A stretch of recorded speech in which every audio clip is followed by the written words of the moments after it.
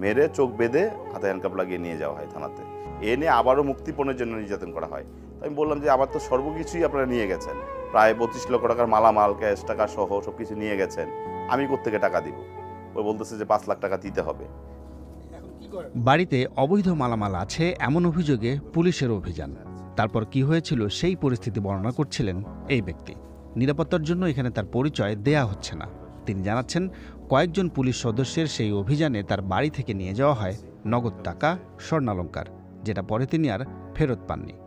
তুই যা নিয়েছি কাউকে কিছু বলতে পারবি না। পরে এক পর্যায়ে আমাকে শরীরে বিভিন্ন স্থানে নির্যাতন করা হয়।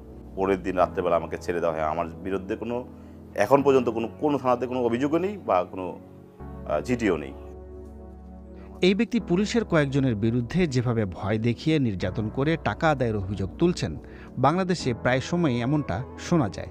তবে দেশটিতে আইনশৃঙ্খলা বাহিনীর কেউ কেউ যে শুধু এভাবেই দুর্নীতি করছেন বলে অভিযোগ, তা নয়। কোনো কোনো ক্ষেত্রে দুর্নীতি এখন অনেকটাই ওপেন সিক্রেট। এই যেমন পরিবহন খাত।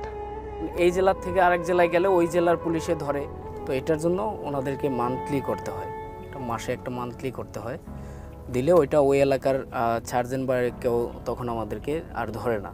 আর যদি মান্থলি না করা থাকে তাহলে আমার গাড়ি রিকোজিশন অথবা না হয় টাকা, দুইটা একটা করতে হবে। কিন্তু বাংলাদেশে আইনশৃঙ্খলা বাহিনীর মধ্যে দুর্নীতির ব্যাপকতা কতটা?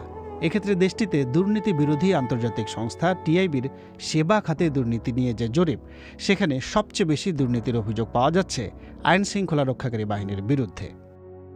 সংস্থাটির 2022 সালে প্রকাশিত প্রতিবেদনে দেখা যায়, অবৈধভাবে টাকা উপার্জনের সুযোগ হিসেবে ব্যবহার হচ্ছে আসামি গ্রেফতার, ট্রাফিক সংক্রান্ত বিষয়, পুলিশ ভেরিফিকেশন কিংবা মামলা দায়েরের মতো খাতগুলো। যেসব দুর্নীতির সঙ্গে জড়িয়ে পড়ছেন পুলিশের বিভিন্ন বিভাগের সদস্যরা। তবে খোদ টিআইবি বলছে, সেবা খাতে এসবের বাইরেও পুলিশের ভেতরে বড় বড় দুর্নীতি ঘটছে বিভিন্নভাবে। শুধুমাত্র বড় ধরনের ঘুষ লেনদেন, প্রকিউরমেন্ট থেকে শুরু করে, ক্রয় খাত থেকে শুরু করে বিভিন্ন ধরনের অবকাঠামো উন্নয়ন সংশ্লিষ্ট প্রতিষ্ঠানের এই ধরনের যে কার্যক্রম, সেখানে ক্ষমতার ব্যবহার করে যে সম্পদ ব্যয়িত হয় তার একটা অংশ আত্মসাৎ করা।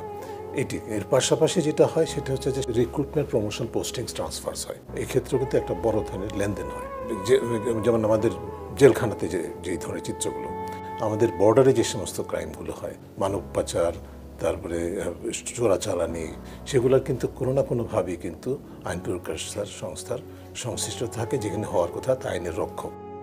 বাংলাদেশে সাম্প্রতিককালে পুলিশের দুর্নীতির বিষয়টি ব্যাপকভাবে আলোচিত হচ্ছে মূলত সাবেক পুলিশ প্রধান বেনজির আহমেদের জ্ঞাত আয় বহির্ভূত বিপুল পরিমাণ সম্পত্তির খোঁজ পাওয়ার পর।